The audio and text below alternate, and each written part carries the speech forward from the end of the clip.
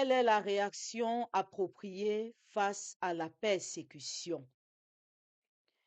Frères et sœurs dans le Seigneur Jésus-Christ, rendons grâce à Dieu pour le don de ce jour nouveau, qui est pour chacun de nous une opportunité de faire l'expérience de son amour infini et fidèle. Aujourd'hui, la parole de Dieu nous apprend comment répondre au mal sans devenir nous-mêmes artisans du mal. Dans le texte de notre méditation, le prophète Jérémie rapporte le comportement de ses ennemis à son égard. Alors qu'il leur annonce la parole de Dieu, ils refusent de l'écouter et lui veulent du mal. Ils complotent, l'attaquent par leur langue et creusent une fosse pour lui. Pourtant, Jérémie avait intercédé pour eux auprès de Dieu afin d'éloigner le malheur. Blessé, le prophète ne cherche pas à se défendre lui-même. Il ne répond ni par la vengeance, ni par la violence, mais il remet sa cause au Seigneur et compte sur sa justice.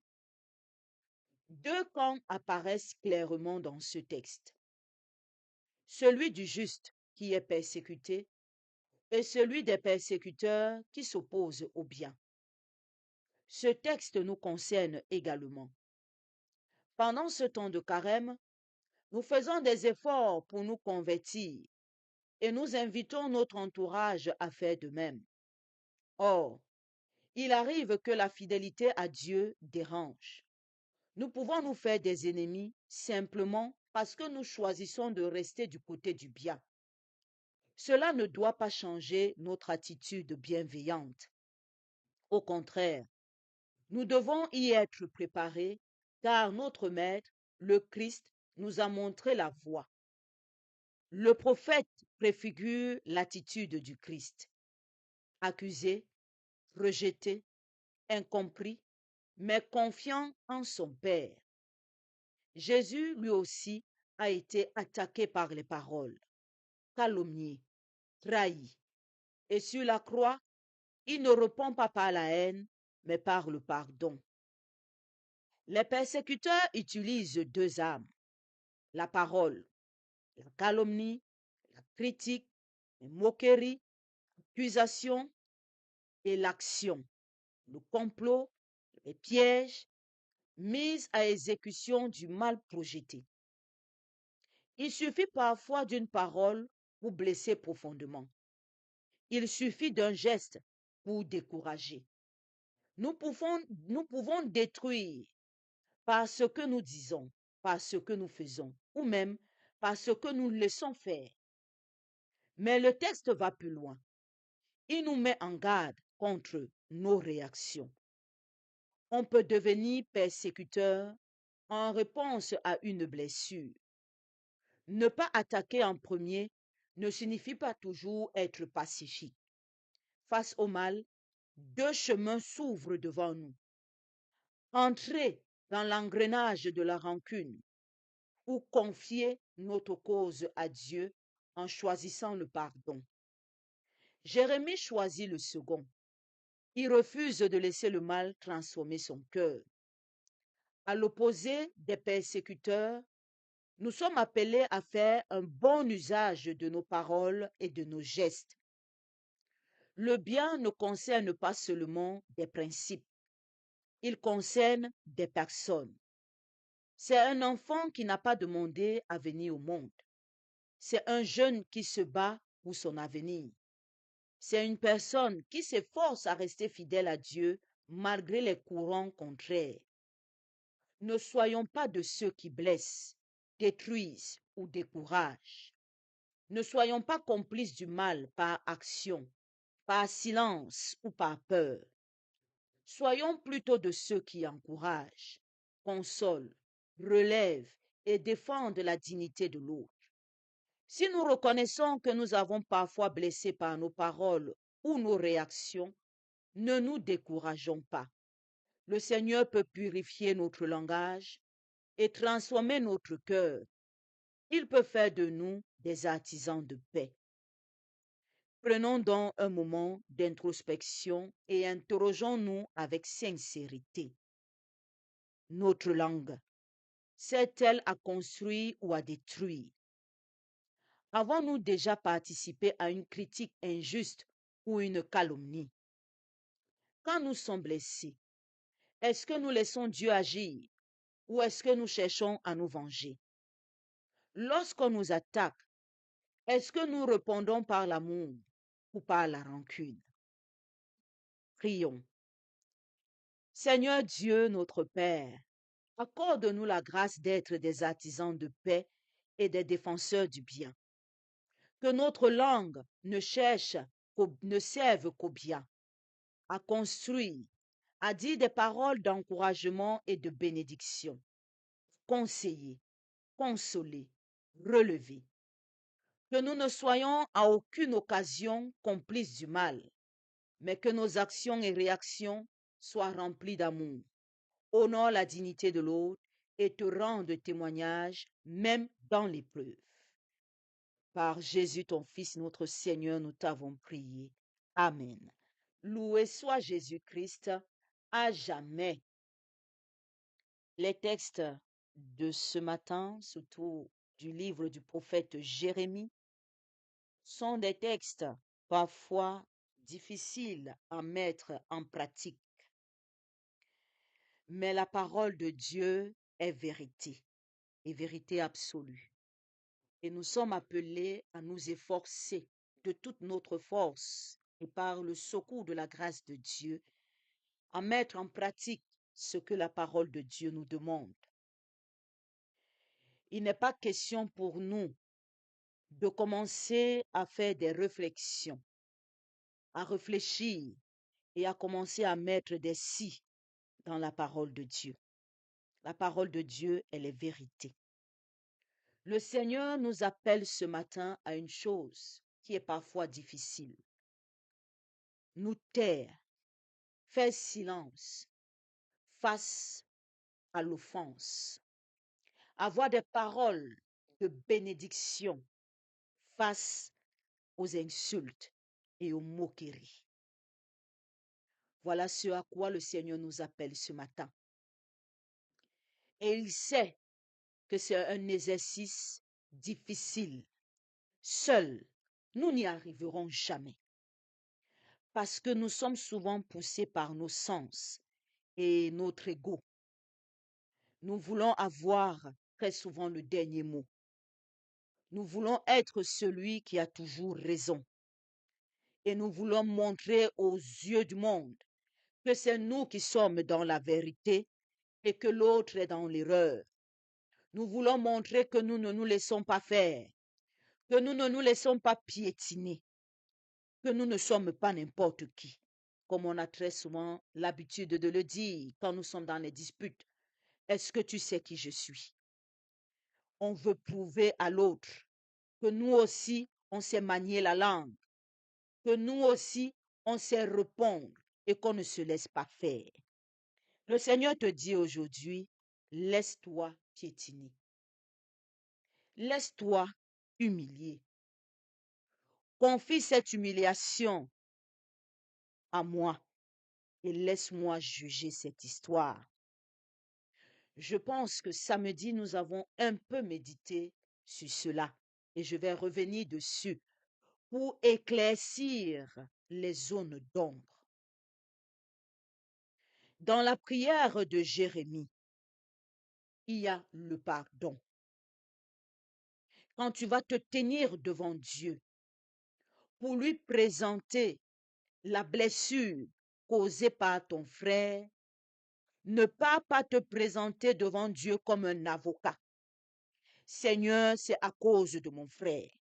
Mon frère a fait ceci, mon frère a fait cela, c'est de sa faute, il est mauvais, il est méchant, il est ceci, il est cela. Ta prière n'aura pas d'écho dans le cœur de Dieu. Dans tes paroles, dans ta prière, on doit ressentir le pardon. Si tu vas devant Dieu avec un cœur complètement fermé au pardon, en passant ton temps à accuser ton frère, à rejeter la faute sur lui, que s'il est comme ça, c'est parce qu'il est mauvais depuis sa naissance. C'est parce que ses parents l'ont mal éduqué. S'il est comme ça, c'est parce que ceci, c'est parce que cela. Et que toi, tu es saint, ta prière n'aura pas d'écho devant Dieu. Parce que très souvent, quand on veut accuser nos frères, on ferme la porte au pardon. On va même jusqu'à dire, Seigneur, je ne vais pas laisser. Cette fois-ci, je ne vais pas laisser. On pousse même encore souvent plus loin en disant, Seigneur, rends-lui la monnaie de sa pièce. Et on le dit avec la rancœur. On le dit avec rancune dans notre cœur. Le Seigneur te dit aujourd'hui, quand il te demande de venir devant lui présenter cette cause, il ne te demande pas de te positionner en procureur général, en cherchant à condamner et enfoncer ton frère. Tu dois avoir dans ton cœur le désir de pardonner à ton frère. Présente-lui la douleur que ton frère a fait. Dis-lui que la parole qu'il a prononcée, cette parole blessante, t'a fait tant de mal. Dis-lui que cette parole t'a offensé. Que tu peines parfois à le regarder parce que tu as tellement mal. Et demande le secours de ton Dieu déjà pour te guérir de cette blessure, pour qu'il ouvre ton cœur au pardon, pour que tu ne gardes pas rancune envers ton frère. Si tu n'as pas les mots, fais silence, parce que Dieu est présent dans nos silences. Si on ne sait pas formuler, taisons-nous et laissons la douleur de notre cœur parler à notre place, à notre Dieu. Lui qui est dans le silence et qui voit ta douleur, saura comment te guérir. Ce qu'il faut éviter, c'est avoir des pensées de rancune quand nous nous tenons en présence de Dieu. Parce que ça veut dire que nous ne sommes pas différents de celui qui nous a offensés. Nous devons faire attention de ne pas aller nous présenter devant le Seigneur avec des pensées de rancune et de rancœur. Mais nous devons déjà dans notre cœur désirer le pardon pour que le Seigneur nous aide à pardonner. Parce qu'il sait que c'est un exercice difficile, surtout quand la douleur, elle est vive, quand elle est présente, quand elle est réelle, quand on la voit et qu'on la ressent. On a envie d'étrangler son autre frère, on a envie de se venger, on a envie de tout. C'est le moment où il faut faire taire cette parole. Pas un Ave Maria, pas un chant de louange, pas un silence rempli de la présence de Dieu. Parce qu'il y a les gens qui se taisent face à l'offense, mais leur cœur bouillonne et médite la vengeance. Ils réfléchissent dans leur silence comment rendre la monnaie de la pièce à leurs frères. Ils disent mieux je me tais, mais leur cœur est rempli de paroles payantes, de venin, prêt à être déversé dans la nature. Leur cœur est rempli de vengeance. Ils méditent comment se venger. Le silence que Dieu te demande, il doit être rempli de pardon et de miséricorde, rempli de sa présence à lui. Ouvre la parole de Dieu, ouvre la Bible et médite. Éloigne-toi de ces zones de conflit. Tiens-toi loin de ces zones de conflit. Hier, on nous a demandé d'apprendre à faire le bien. Aujourd'hui, on te demande d'apprendre à résister. Parce que faire le bien attise les plans des ministres sorciers et de ses collègues. Dès qu'on voit que tu commences à faire le bien, le mal t'envoie tous ses ministres, tous ses inspecteurs et ses généraux pour te déstabiliser dans ton bien. Ils te provoquent, ils te poussent au mal, ils te poussent à l'action. Et c'est dans cette situation que je sais, parce que je le ressens, que tous les enfants de Marie se trouvent aujourd'hui. Votre silence en dit long. Vous êtes face à des tentations. Vous êtes face à des provocations. Regardez très souvent quand nous entrons dans des temps liturgiques forts. comme le temps de l'Avent, le temps de Carême. Quand nous entrons dans ces temps liturgiques, nous sommes souvent très occupés et très tentés. On fait tout, notre programme fait tout pour nous éloigner de la prière. Notre programme fait tout pour nous éloigner des temps de lecture biblique. Sachez-le, c'est le mal qui agit. Parce qu'il sait, au fur et à mesure que vous serez loin de la prière, au fur et à mesure que vous serez loin de la parole de Dieu, alors vous serez des proies faciles pour succomber à la tentation.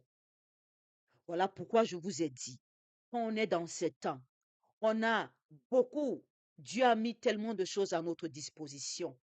On a des enseignements audio, on a des prières enregistrées sur des plateformes, sur YouTube. On a des personnes, des prêtres maintenant qui nous ont rejoints sur la plateforme TikTok. Il y a des messes qui sont souvent célébrées en journée. Mettons nos écouteurs quand nous sommes dans nos lieux de service.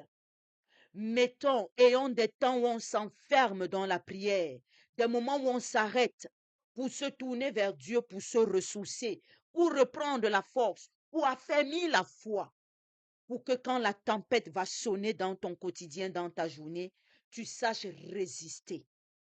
Parce que la parole est l'action qu'on agit, qui est facile à faire. En premier lieu, ce n'est pas le geste, c'est la parole. Elle est facile. Dès qu'on est en colère, on monte dans la colère, la parole coule. On commence à sortir des paroles sans se contrôler, sans se maîtriser. Dès qu'on est à bout, dès qu'on est dans l'impatience, la parole va plus vite. C'est dans ces temps-là que vous avez tous les programmes du monde. C'est une manière pour le mal de vous tenir loin. Alors dans vos occupations, vos préoccupations, amenez Dieu avec vous. Ne vous détachez pas de lui. On a des écouteurs, on a tous des téléphones Android. Connectez-vous à des prières. Connectez-vous à des sites de prière. Maintenant, on les a même avec application. Il y a Rosario qui propose le chapelet toute la journée. Tu peux avoir le chapelet, les dizaines de chapelets toute la journée dans tes oreilles pour t'enfermer dans la présence de Dieu et pour que le mal n'ait pas accès à toi. Ne vous laissez pas endormir dans vos préoccupations, dans vos programmes chargés. Ne vous laissez pas endormir parce que c'est dans la faiblesse que le mal viendra se mettre sur votre lèvre, contaminer vos gestes pour que vous offensiez Dieu en offensant vos frères et sœurs en humanité. Que le Christ Jésus nous aide. Vraiment qu'il nous aide. Que notre langue serve à construire, que nos gestes servent à construire, à relever, à encourager nos frères et sœurs en humanité. Que nous nous éloignions de toute source qui provoque rancune et rancœur en nous. Que ne nous laissions pas atteindre par l'offense de nos frères.